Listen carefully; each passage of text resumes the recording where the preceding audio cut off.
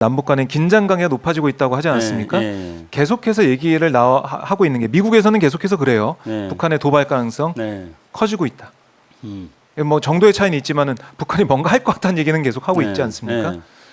전쟁, 특히 총선 전의 전쟁 가능성 이것도 우리가 고려를 좀 해봐야 됩니까? 어떻습니까? 네. 도발과 뭐 국지전까지 네. 갈 수 있다 이런 얘기. 우리 그 이제 시청자 여러분들께서 또 설날 제 방송을 들으시고 설날 주변 분들이랑 이런 한반도에 정말 총선 전에 전쟁이 일어나는가 이런 문제에 대해서 주변 분들이랑 같이 밥상머리에 이거를 메뉴로 올려서 함께 논의를 해 주시는 게 그게 전쟁을 억제하는 우리 국민의힘, 시민의 힘으로 저는 작용할 거라고 생각합니다. 지금 이제 총선 전 북한의 도발 이런 것들에 대해서는 윤석열 대통령도 얼마 전에 북한은 항상 무슨 뭐 총선만 있으면 뭐 정치적인 뭐만 있으면 도발해왔다 뭐 이렇게 말을 하는데 이것도 역시 이제 왜곡한 겁니다. 네.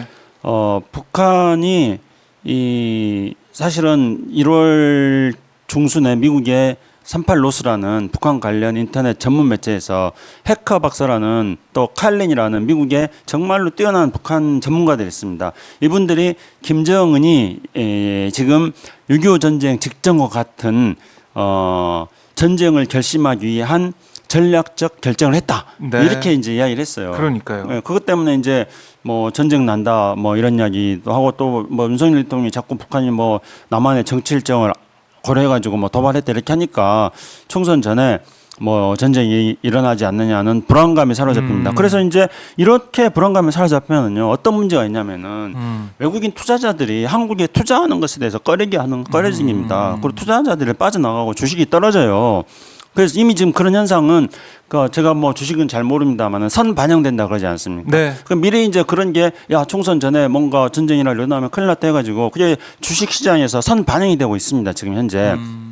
그런데 분명한 거는 지금 현재 남북한의 군사적 충돌 가능성이 높아지고 있죠. 네. 그러나 김정은이 지금 과연 전쟁을 자기가 선제적으로 하겠다 이런 건가? 이거에 대해서는 우리가 냉철하게 따져봐야 됩니다. 그걸 냉철하게 따져야 되는 게 북한의 의도를 정확하게 알아야지 우리가 거기에 대한 대비책을 쓸 수 있지 않겠습니까? 네. 김정은이 선제적으로 먼저 전쟁을 하겠다고 결심한 건지 아니면은 만약에 김정은이 뭐 한미연합군이 쳐들어오면은 그런 가정하에서 그럼 자기들이 죽기를 각오하고 싸우겠다 이렇게 말하는 건지 그걸 따져봐야 되는데 김정은의 오딩은 정확하게 보면 후자입니다. 그러니까 이제 만약에 우리가 쳐들어오면은 자기네들이 죽기를 각오하고 싸우겠다 전쟁도 불사하고 네. 그리고 남한을 완전히 쓸어버리겠다. 김정은의 발언은 굉장히 거칠고 공격적인 발언이죠. 그래서 그리고 김정일은 통일조차도 이제 지금 다 포기하고 네. 그리고 남한을 뭐 주적이라고 하고 지금 남북 관계를 두 개의 적대적인 교정국가로 하고 그래서 김정은이 매우 호전적인 발언을 하고 있습니다. 근데 김정은이 이렇게 호전적인 발언을 하는 것과 이 의도가 뭔지 이것이 지금 당장 전쟁을 일으키려고 하는 건지 이것이 당장 전쟁을 일으키려고 한다면은 그렇게 말하는 순간 대한민국의 브랜드 가치가 떨어지게 되고 그것이 투자자들을 불안하게 만드는 게 되는 겁니다. 이제 정확하게 보자면은 네. 김정은은 말뻥을 치고 있는 거예요. 그러니까 그걸 이제 주로 말폭탄이라 그러는데 말폭탄이 좀 세졌습니다. 그러니까 김정은은 지금 핵폭탄을 지금 터뜨리고 있는 거예요. 말로. 핵폭탄. 예. 근데 그게 말핵폭탄이라는 걸 이제 일종의 벼랑 끝 전술이라고 합니다.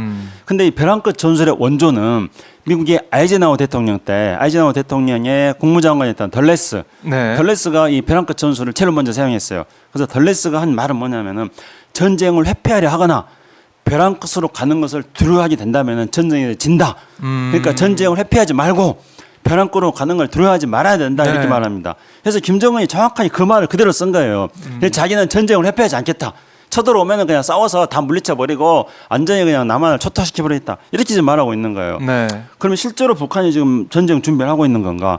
그러면 지금 현재 뭐 미국의 전문가들도 그렇고 미국 정부의 판단도 지금 북한이 뭐 우크라이나 전쟁이 러시아에다 포탄 지원하고 있는데 그럼 이 전쟁 준비하는 그런 나라가 이건 할 일이 아니다 네. 하는 겁니다. 그리고 이제 우리 군 당국도 저도 이제 안보실에서 근무했기 때문에 우리 군 당국도 북한이 이 전쟁을 일으킨다면은 그 전쟁 징후 목록이라는 게 있습니다. 이건 언론에도 다 보도되고 무슨 뭐 기밀사항도 아닙니다. 이 전쟁 징후 목록이 보면은 예를 들면은 전방지대에서 북한의 군 통신이 갑자기 막 증가한달까 또는 전방지대 일대에서 북한의 차량이 갑자기 막 이동하는 숫자가 늘어나고 막 빈번하게 막 불이 나게 움직인다. 그러면 우리는 그런 것들을 다 도감청이라든가 아니면은 촬영을 통해 가지고 다 파악을 하고 있거든요. 그럼 그런 증상이 나타나야지 이 이제 전쟁 징후 목록으로 우리가 판단하게 되는 겁니다. 그리고 평양 시내가 평양 시민들이 뭔가 좀 전쟁을 위한 물자도 비축하고 이런 조짐들이 있어야 됩니다. 네. 그런데 우리 전쟁 징후 목록에는 언론 보도를 통해서 보면은 그런 징후가 아직은 나타나고 있지 않다 이렇게 보는 겁니다. 그래서 총선 전에 무슨 전쟁이 일어난다 이런 거는 정말로 말도 안 되는 소리. 그거는 정말로 우리 한반도를 불안하게 만드는 네. 그런 거라고 생각합니다. 단지 이런 염려는 있습니다. 지금 이제 우리가 9.19 군사 합의를 사실상 이제 무력화시키지 않았습니까? 그러니까 이제 김정은이 하는 이야기는 뭐냐면은 자기 서해 NLL을 인정 못하겠다는 겁니다. 그러니까 서해 NLL은 이제 우리가 서해 경계선을 정해놓은 겁니다. 네. 그리고 북한이 정한 서해 경계선은 북한은 경계선도 맨날 왔다 갔다 하는데 이제 뭐 99년인가 뭐 가장 최근에 북한이 정한 경계선은 NLL 남쪽입니다. 네. 근데 이제 그 동안에는 북한이 실질적으로는 뭐 NLL을 인정하지 않았음에도 불구하고 이제 2007년도에 노무현 대통령과 북한의 김정일하고 합의 때문에 북한이 사실상 NLL을 존중해 왔습니다. 그래서 NLL 남쪽으로 내려오지도 않고 지난 연말 연초에 북한이 서해에서 포사격을 했는데 그때 포사격을 할 때도 NLL을 넘어오지는 않았어요. 네. 그런데 이번에 이제 김정은이 NLL을 인정하지 않겠다는 겁니다. 그리고 자기 영해 0.0012mm만 쳐들어와도 그거는 단호하게 맞서 싸우겠다는 네. 겁니다. 그러면은 우리가 NLL 일대에서 어업을 한다거나 물론 이제 NLL 남쪽에도 우리 조업 통제선이 있어가지고 우리가 NLL까지는 어업 활동을 하지 않습니다. 그런데 이제 어떤 항로 착오로 인해서 NLL 남쪽으로 우리 어선이 들어갔다. 그러면 이제 북한이 설정해 놓은 북한의 한계선을 넘어가는 게 되는 거예요. 그러면 이제 김정은의 말을 액면 그대로 따르자면은 북한의 한계선을 우리가 넘어가는 것이 되어버리면은 북한은 그거에 대해서 맞서겠다는 네. 거고요. 그래서 NLL 일대라든가 또는 이제 어떤 판문점 일대라든가 또는 이제 우리 서해에서 동까지 249km의 비무장지대 일대라든가 이런 데가 전부 다 9.19 군사 합의가 지금 무효화되어 버렸기 때문에 이런 지역에서의 작은 충돌이 더 이렇게 확대될 수 있는 그런 가능성이 있습니다. 더군다나 지금 윤석열 대통령이라든가 신원식 국방부 장관은 네. 북한이 도발하면은 그냥 적극적으로 강력하게 끝까지 맞서서 그냥 싸워버려야 하지 그러니까요. 않습니까? 그러면은 작은 충돌, 우발적으로 일어나는 작은 충돌을 어떻게 관리할 것인가 굉장히 중요한데 이거는 의도하지 않는 우발적인 충돌일 수도 있습니다. 그런데 거기에 대해서 적극적으로 단호하게 맞서서 끝까지 해라 그러면은 네. 우발적인 의도하지 않는 우발적인 충돌들이 확전이 될 가능성도 있다는 거예요. 하하. 그렇기 때문에 이제 이런 요인들이 불안한 것입니다. 그래서 네. 이런 어떤 남북한의 어떤 국제적 충돌의 가능성을 지금 우리는 안고 있습니다. 그럼 어떻게 해야 되느냐? 전쟁 위기 불안감 고조시키지 말아라. 우리 시청자 여러분 그렇게 말해야 되고요. 네.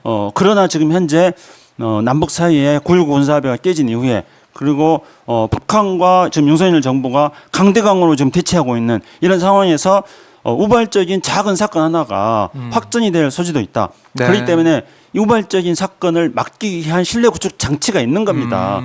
윤석열 정부와 북한의 김정일 정권은 서로 뭐 화해해라 이것까지는 지금 안 될 것 같아요. 그렇지만은 우발적인 충돌을 관리할 수 있는 노력을 네. 해야 된다. 총선 때 윤석열 정부가 그거 지키겠다, 우발적인 충돌 막겠다 이렇게 총선 때 공약해라.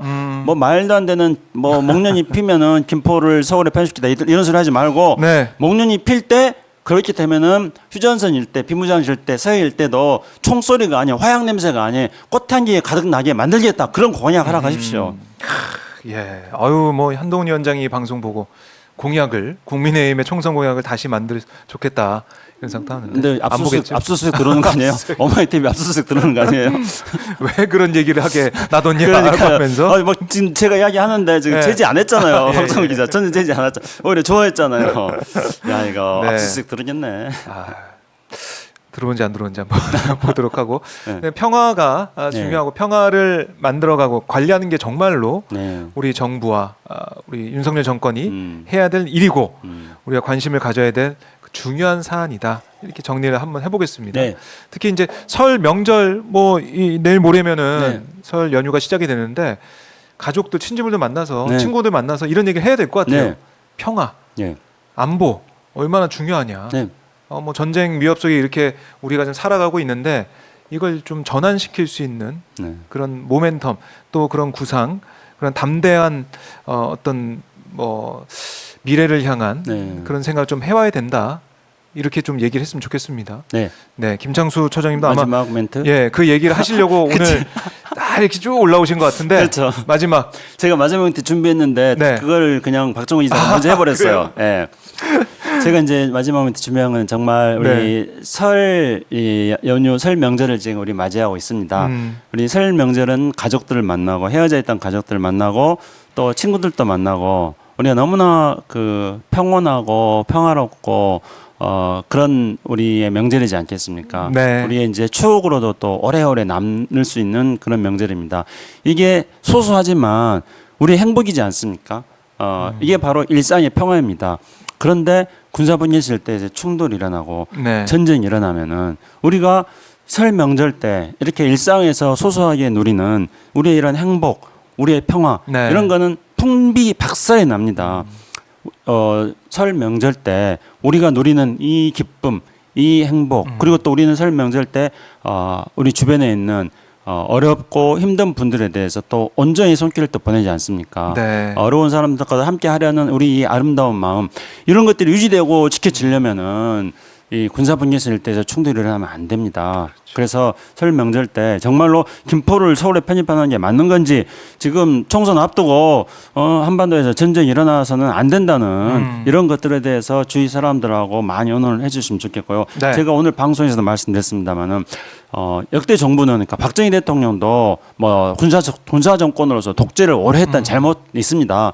그런데 박정희 대통령을 제가 찬양하자는 게 아니라 심지어 박정희 대통령조차도 그 서울을 평화롭게 만들어야지 북한의 침략을 막을 수 있다고 박정희 대통령조차도 그렇게 생각했던 거였어요. 네. 그 역대 정부가 다 그렇게 생각한 겁니다. 박정희 대통령도 그렇게 생각했고 노태우 대통령도 그렇게 생각했고요. 그래서 남북한 협상을 통해서 어떻게 하면은 서울의 안전을 보장받을 건가 노태우 대통령 그런 고민했고요. 이걸 가장 적극적으로 고민하신 분들이 김대중 대통령, 노무현 대통령, 문재인 대통령이었죠. 그렇죠. 역대 정부가 다 그렇게 해온 겁니다. 보수 진보로 가리지 않고요. 물론 이제 진보 정부가 훨씬 더 북한하고 협상을 통해서 많은 안전 장치를 만든 건 사실입니다만은 그렇다 해서 보수 정부가 그런 뭐 잘못이 많이 있어서 덮어져 버리고 있긴 합니다만은 그런 고민을 전혀 안 했던 건 아니거든요. 역대 정부가 다 노력한 겁니다. 그런데 지금 이 윤석열 정부는 그 보수 진보 정부를 떠나서 역대 정부, 대한민국 정부가 노력해왔던 그런 국민들의 일상과 평화를 지키기 위한 그런 어떤 역사적 전통에서부터 지금 벗어나고 있는 겁니다. 네. 그래서 저는 설 연휴 때 이런 점들에 대해서 우리 시청자 여러분들께서 주변 분들과 대화를 나누고 이렇게 주변 분들과 나눈 대화가 네. 이런 소소한 힘이 돼가지고요. 그래서 우리 국민들이 우리 이웃들이 다 바람보다 먼저 일어나는 그 플립이 되는 겁니다. 그렇게 네. 해가지고 대한민국의 평화, 한반도의 평화, 우리의 민주주의를 지키는 저는 큰 힘이 될 거다. 아주 소소한 힘이지만은 그것이 결국은 큰 힘으로 될 거다고 저는 생각합니다. 네. 알겠습니다.